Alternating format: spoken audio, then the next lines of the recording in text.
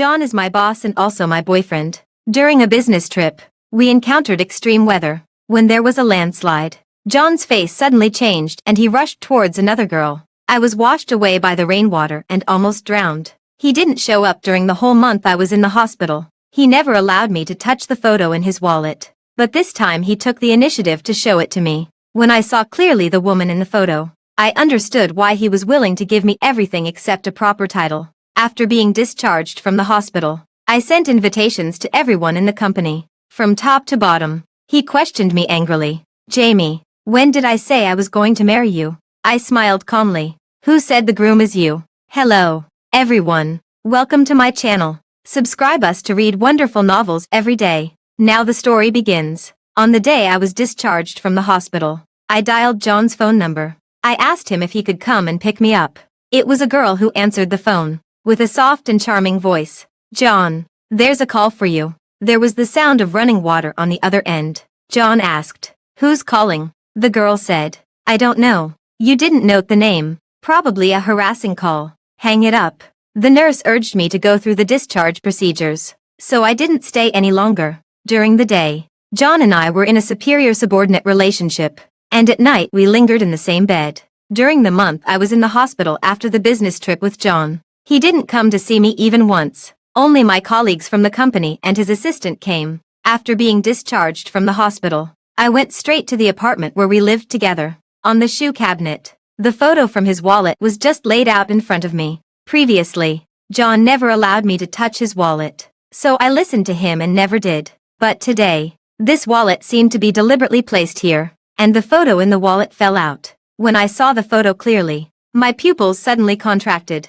This was the girl he didn't hesitate to abandon me for and rushed towards on the day I had the accident. The photo was a bit yellowed, and the girl in it was smiling gently. Suddenly, John called. The man's voice was low. "Jamie, I sent you a location. Bring my wallet and the ring here." My hands trembled slightly as I picked up the wallet and the ring. With the things he wanted, I took a taxi to the location he sent. The atmosphere in the room was lively, but it turned deadly silent the moment I pushed the door open. Several people were whispering with their heads down. "Why is she here? John, aren't you going to propose to Catherine? Why did you call her here too?" The girl beside John raised her head and looked at me. She took the initiative to hold my hand. "You must be Jamie." "Right, I'm Catherine, and I grew up with John. John has told me everything. Thank you for taking care of him during the years I was away." Even the stupidest person could tell the hidden meaning in her words. John deliberately left the wallet in the apartment for me to see the photo, and he also asked me to bring the ring.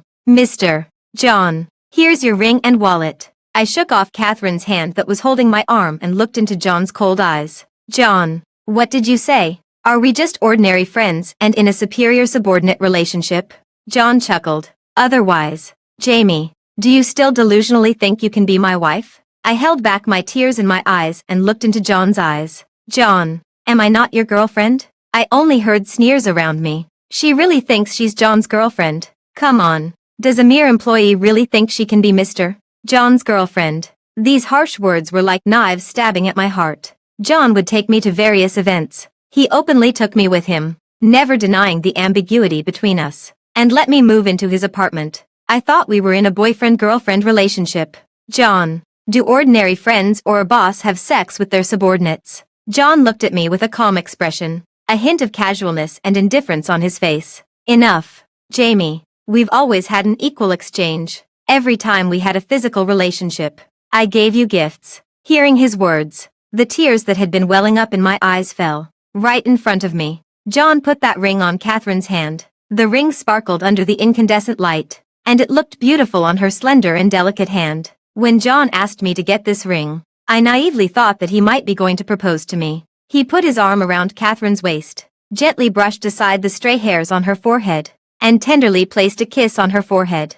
I packed all my things and left John's apartment. I had never even carried the luxury bags he gave me. Fortunately, I didn't cancel the house I rented before moving in with John. Before that, even though we lived together, we never went to the company at the same time to avoid suspicion. His apartment was a bit far from the company. I had to transfer twice by subway to reach the company, while it was just a matter of stepping on the gas pedal for him to drive there. Because it took too much time to transfer on the way, I asked him if he could give me a ride to the company. John just smiled faintly. No, it would have a bad impact. So we both tacitly never had a direct encounter in the company. Thinking about it now, the way he avoided suspicion with me in the company showed that he had never regarded me as his girlfriend. Only I was foolishly immersed in the web he weaved and thought we were a couple. When I got to the company, I wrote a letter of resignation. It had been 4 years since I joined the company. My peers had all been promoted, but I was still stuck in an ordinary position. I had always wondered why.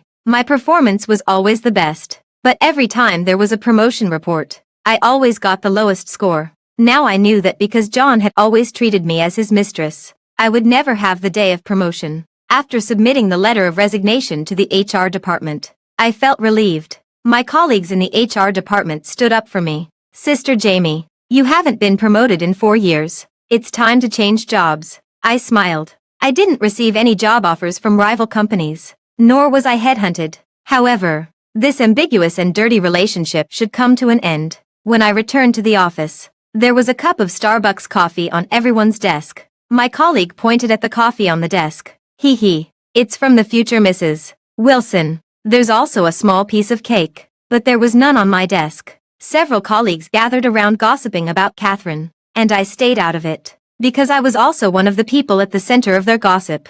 It was just that the woman they talked about who was trying to cling to the Wilson family was me. Soon, Catherine came and placed a cup of coffee on my desk. Drink it, Jamie. I was stunned for a moment when I saw the coffee. I didn't drink it and just continued with my work. Catherine persistently stuffed a piece of mango-flavored cake into my mouth. The taste of mango spread in my mouth. I immediately spat it into the trash can. Catherine asked me pitifully, Jamie, don't you like me? Before I could speak, her eyes turned red and she ran away. The rumors in the company spread quickly and soon reached John's ears. He immediately dialed my number. Come up. As soon as the door opened, a sharp folder was thrown towards my face. His voice was cold and heartless. Jamie, do you really think you're my girlfriend? Blood soon slowly oozed from the corner of my mouth. I licked the corner of my mouth and sneered. No, Mr. John. Did he call me up just to vent her anger? It was just that I spat out her mango cake. But I'm allergic to mangoes. The folder messed up my hair, and the smell of blood at the corner of my mouth kept reminding me that at this moment, I was like a shamefaced clown. John, thank you for the mango cake. It's a pity that I'm allergic to mangoes. Even though we were in a secret relationship, we had been together for 3 years. In 3 years, he had never remembered that I was allergic to mangoes. Clearly, every time he bought mangoes, I told him I couldn't eat them. Jamie, recognize your own identity. Don't cross the line. Leave obediently. When you get married, I'll bring my wife to give you a wedding gift. I smiled softly with my head down. Got it, Mr. John. In private, I would call him John. And in front of my colleagues, I called him Mr. John. When we were lingering in bed, his warm kisses landed on my shoulders, and the moonlight shone on his face. That was the only time in a day when he would look at me with gentle eyes. At that moment, I felt that he was on the same wavelength as me, but I forgot that he had always been Mr. John, not mine. In the company, during meetings, his indifferent and distant expression told me that we were not from the same world. As early as when he abandoned me in the mudslide and I was washed away by the heavy rain while he rushed towards Catherine without hesitation, my feelings for him began to waver. Until now, the mountain in my heart had already collapsed. Keith, does what you said still count? I called the number on that yellowed note. There was no answer on the other end. After a while, he spoke with a slight tremor in his voice. It counts. Keith is in City A, and I came to City S for development. He has no parents and was my neighbor. Taking pity on him, my parents took extra care of him. Gradually, he became like a half-brother to me. Who would have known that the orphan that no one looked up to 10 years ago has now become a business tycoon who dominates City A? I'll come and pick you up. No, I'm getting ready to go back. Keith was very quick. Just like when I was bullied as a child, he would always be the first to show up.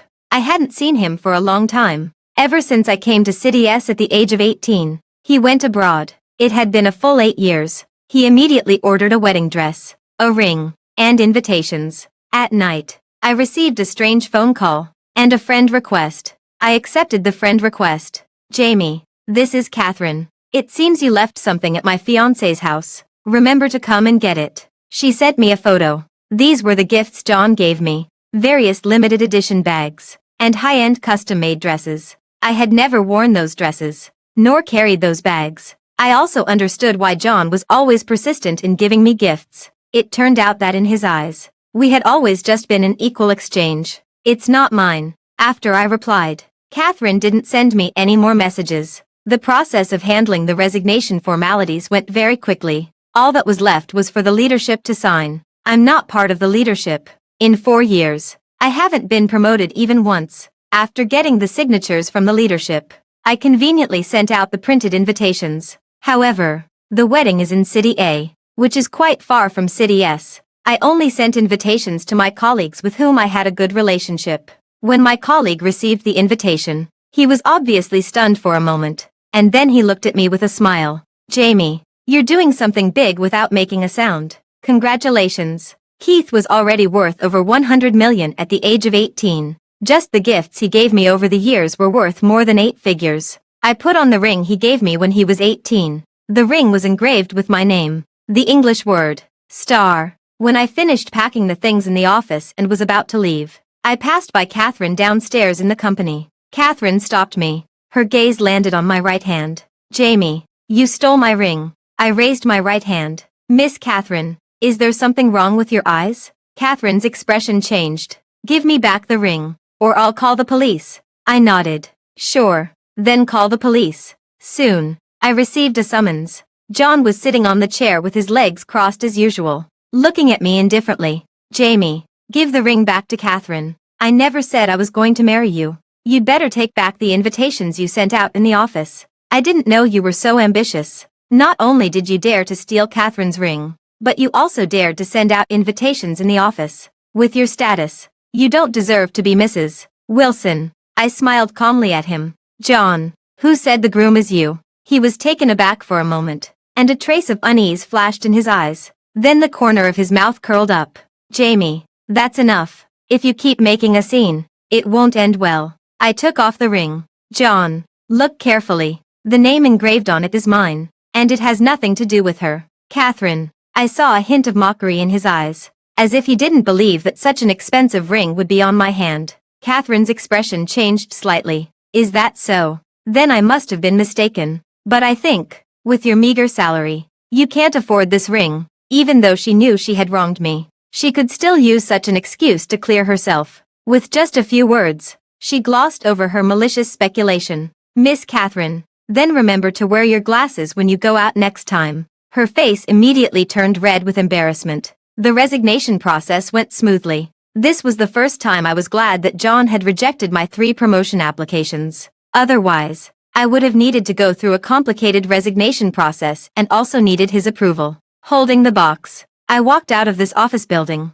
I took a plane to City A. When I landed in City A, Keith was already waiting for me at the airport. After not seeing each other for many years, the high-spirited young man at the age of 18 had now become a new upstart in City A. He was wearing a well-fitted suit and holding a bouquet of bright red roses. The moment he walked towards me, I was a bit stunned. Long time no see. Yeah, it really has been a long time. Keith took me to see the wedding venue and designed the wedding dress and ring for me with his own hands. The things I once longed for from John. In front of him, I didn't need to say anything, and he would personally present them to me. When I was trying on the wedding dress, I received a call from City S. John asked me, Jamie, where are you? Being late will result in deducting the full attendance bonus. I was taken aback when I heard his words. He then continued, don't you want your salary? I told him that I had resigned. He was silent on the other end of the phone for a long time, seemingly a bit disbelieving, and let out a cold snort.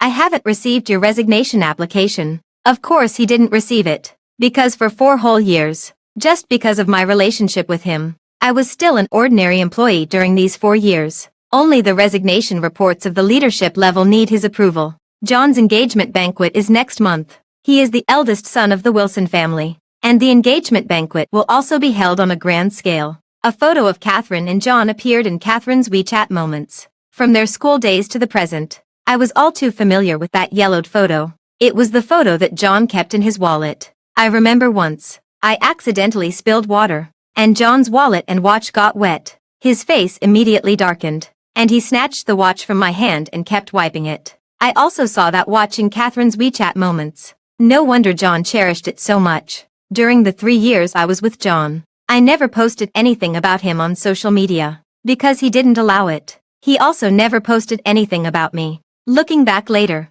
I realized that John and I were never really together. It was just an affair. In his eyes, our relationship was not presentable. Last time, when Catherine came to the company to assert her sovereignty as Mrs. Wilson, she added quite a few of our colleagues. I saw many colleagues liking and blessing her WeChat moments. I also casually gave a like. The next second, Catherine sent me a message. Jamie, thank you for taking care of John all these years. You can come to my engagement banquet with John if you're free. She clearly wished that I would stay as far away from John as possible. Yet she wanted to assert her sovereignty in front of me. John and she attended various high society events, openly taking her with him. Every time they appeared together as a couple, it was like a reminder of my relationship with John during those 3 years. Coincidentally, their engagement banquet is on the same day as my wedding with Keith. Keith and I skipped the engagement. Keith said that the steps of proposing, getting engaged, and getting married should not be omitted.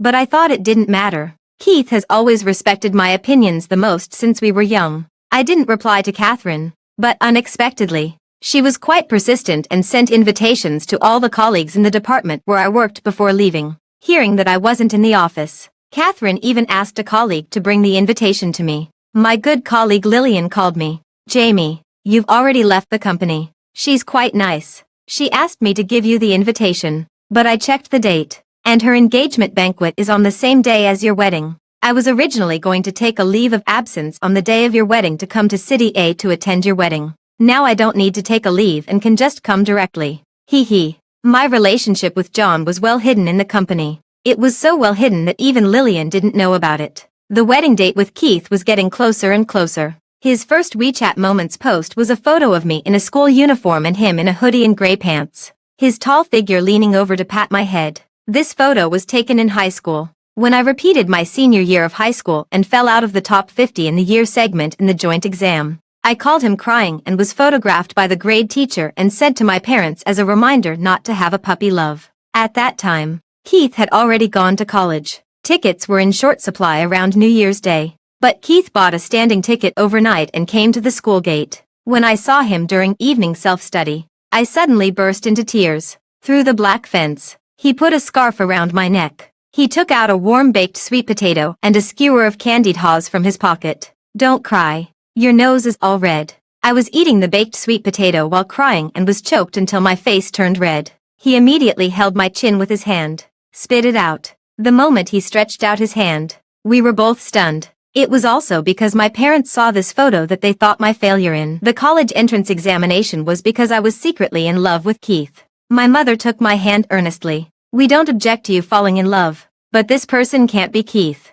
After that, no matter how I tried to find Keith, he refused to see me. The last message he sent me was the night before the college entrance examination. Don't be nervous. Good luck in the college entrance examination. I was really disappointed when Keith didn't want to contact me. I didn't understand why someone who grew up with me suddenly cut off contact with me like this. On the day I was in the hospital after the business trip with John, Keith contacted me using his college phone number. He said he wanted to marry me. I was shocked and felt it was sudden. I hung up the phone in a panic. Later, John deliberately set a trap for me to witness his proposal to Catherine. On the surface, I was calm, but my heart had already been stirred up like a tsunami. I called Keith. Our wedding photos with Keith were taken in Iceland. He took me to Iceland to see the aurora. I was so fascinated. He naturally held my hand. Jamie, will you regret it? I was taken aback, smiled at him, and firmly shook my head. I won't regret it. Keith's latest WeChat moments post was our wedding photo.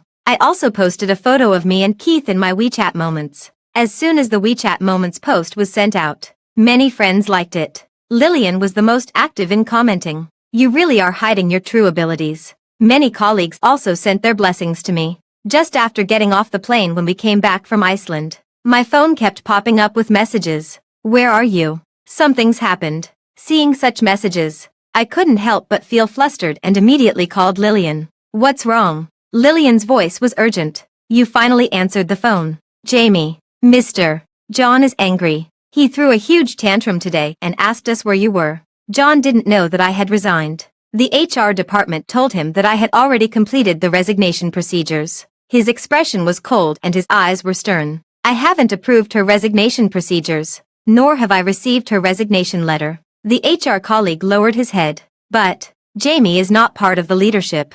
She doesn't need to inform you when she resigns. She just needs to go through the normal approval process. John lifted his eyelids. His pupils suddenly contracted, and his expression was the opposite of calm. There was a fierce aura around him. In addition to the call from Lillian, there were also many strange phone calls. I called the strange number back, and it was John who spoke. Jamie, come back. I haven't approved your resignation procedures. Hearing his words, I couldn't help but laugh. John, I've already completed my resignation procedures a long time ago. Whether you approve it or not is up to you. Suddenly, he growled. Why didn't you tell me when you resigned? Why should I tell him? John, it was you who rejected my promotion applications time and time again. Right. It was also you who gave me the lowest score in the year-end evaluation time and time again. His voice became hoarse.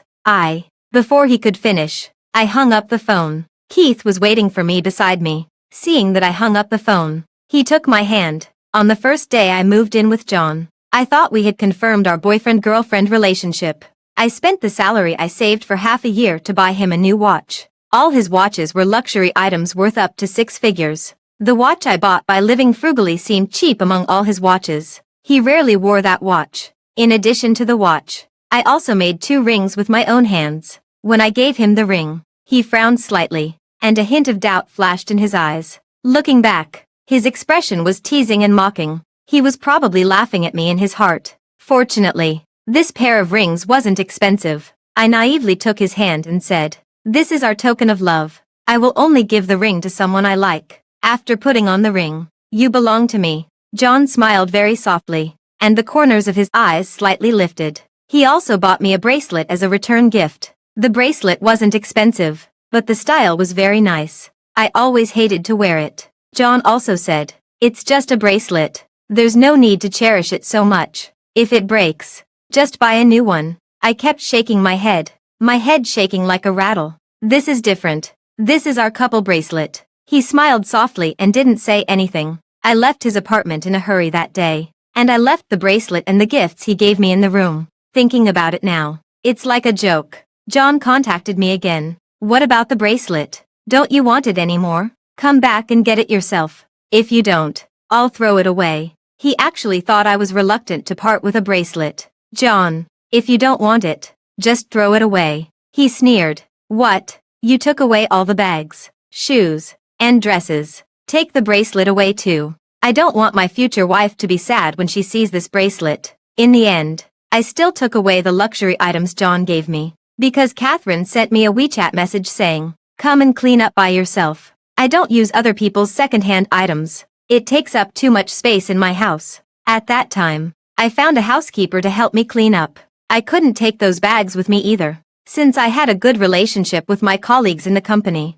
I sold them all at a 50% discount. John, then just throw it away. John actually thought I would go and make trouble at his engagement banquet. The night before the engagement, his friend specifically came to remind me, "Don't delusionally think you can marry John." John personally sent me a message. "I'm getting engaged tomorrow. You can come, but don't make a scene." When I saw this message, I was combing my hair in the dressing room. My mother took my hand. Her eyes were slightly red. "I should have known you would suffer so much. I wouldn't have forced you to separate from Keith back then." What grievances could be hidden from my mother? My mother knew about my relationship with John. I thought she would scold me like she did on the eve of the college entrance examination. But she didn't. When she saw me dragging my suitcase home, she just silently went to the kitchen and cooked a bowl of corn and spare rib soup that I liked. "Drink it quickly. It's cold outside, and this will warm your stomach." But at that time, I really had no relationship with Keith. I said helplessly,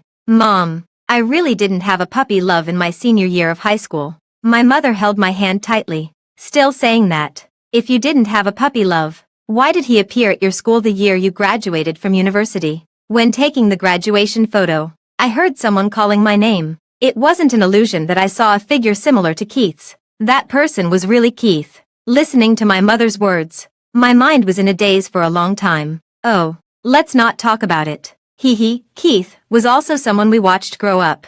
At that time, we didn't want him to be with you because his parents passed away and didn't leave him anything. We didn't want you to suffer with him. Now that I think about it, I was wrong back then. The Keith my mother described was someone I had never seen before. She said that on the night she talked with Keith, Keith's eyes turned red. Keith's parents passed away when he was 12 years old. Standing in front of the morning hall, the young man straightened his back. There were crying sounds around, but he didn't shed a single tear. His eyes were dark, and he looked indifferent to everyone. It was impossible to tell his joy or anger, or his sorrow. He even refused the care of any adults and completed his parents' funeral by himself. At the age of 12, Keith ate alone and went to school alone. He lived on the community subsidy. When I was 12 years old and saw Keith at the age of 12, I thought he didn't look like what a 12-year-old should look like at all. He was more mature than all his peers. Growing up with him, my parents took pity on him and started taking care of his 3 meals a day.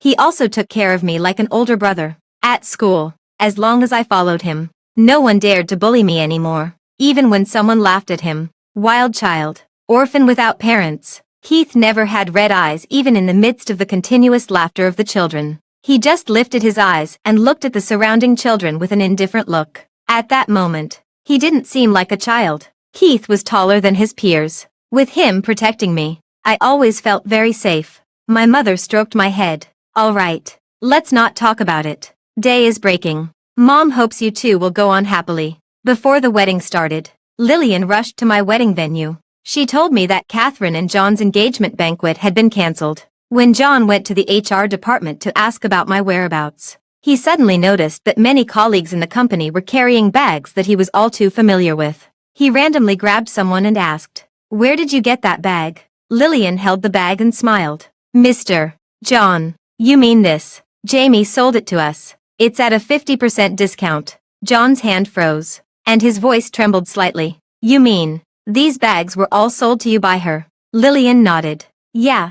After getting the answer, John frowned. He frantically called me, but I didn't answer. I was preparing for the wedding. "Where is she?" Lillian was confused. "Who?" John shouted urgently. "Where is Jamie?" Lillian replied blankly. "She. I don't know either." When Lillian was describing it to me, she let out a long sigh of relief. "You have no idea." His eyes were terrifying. Then out of the blue, he cancelled the engagement banquet. I confided in Lillian. When I finished speaking, Lillian's mouth opened so wide that it could probably fit an egg. "You've been hiding it so well. He really looks decent on the outside but is actually a scoundrel." Lillian's phone rang, and the caller ID showed Mr. John. His voice was urgent. "Lillian, where's Jamie? The invitation on your desk is hers." "Right." Lillian glanced at me, her lips opening and closing as she seemed hesitant. I shook my head. Lillian said, "I don't know. Mr. John, there's a strong wind here,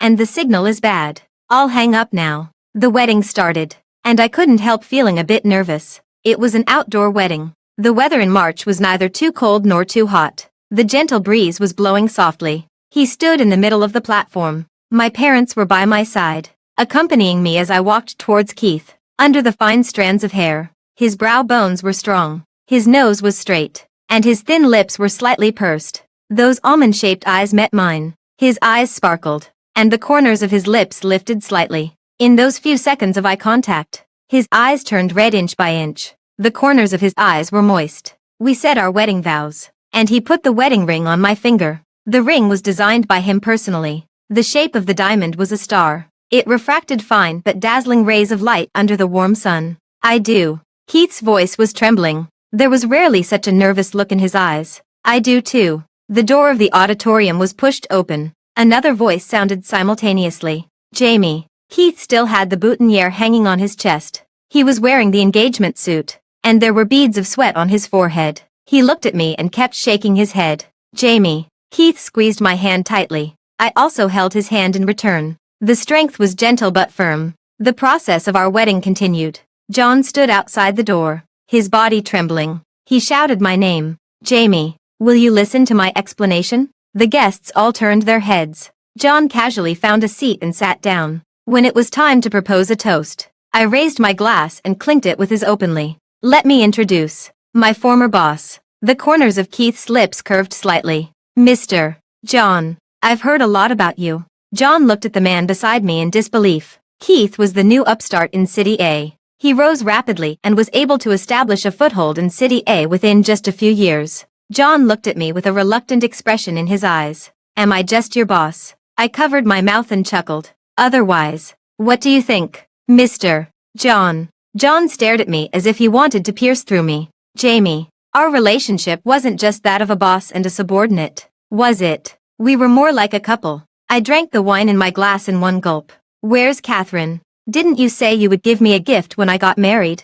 I'm really looking forward to it. He had personally said that he would bring his wife to give me a gift when I got married. Tears dripped from John's eyes and fell to the ground. Keith held a goblet and gently clinked it with John's cup that was frozen in midair. Then on behalf of Jamie, thank you for the wedding gift you're going to give us as a couple. John smiled. A forced and ugly smile. Many people were keeping an eye on Keith's marriage. Many business partners wanted to marry their daughters to him, either to make their cooperation even better or to get Keith to make some concessions. But Keith was a person who could clearly distinguish right from wrong. He told everyone that he had someone he liked and would get married soon. At that time, I hadn't agreed to marry him yet. After the wedding, we went to pay respects at his parents' graves. Keith gently knelt down and kowtowed 3 times. Mom and Dad, I've married the person I've liked for a long time. Today, I've finally achieved my wish. Hearing his words, my heart was pounding wildly. There was a buzzing sound in my ears.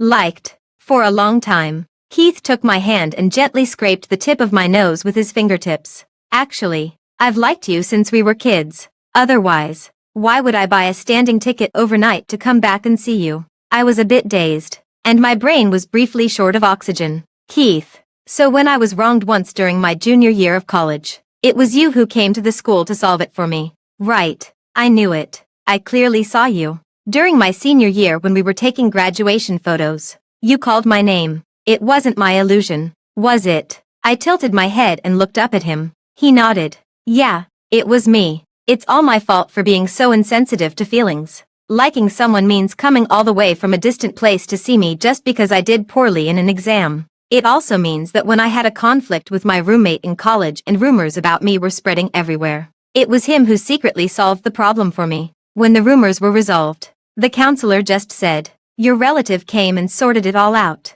Go back and attend classes with peace of mind. At the age of 16, Keith was also just a child. But when my parents weren't around, he took care of me with ease. When I was 20 and was slandered by others, he quietly dealt with all the negative news about me. During that unclear relationship with John, I suddenly felt so wronged. Keith rarely made promises to me. He just did things without saying much. I didn't feel wronged originally, but when I thought of him, I felt wronged. I was wronged originally, but when I thought of him, I didn't feel wronged anymore. I asked him while crying, why didn't you tell me? He wiped the tears from the corners of my eyes with his fingertips. Jamie, at that time, I didn't have the ability or the funds. I couldn't confess to you. So I studied and started my own business desperately. I wanted to have a future with you. If I had known that these years of my absence in your life would make you so wronged, I wouldn't have left you. Epilogue.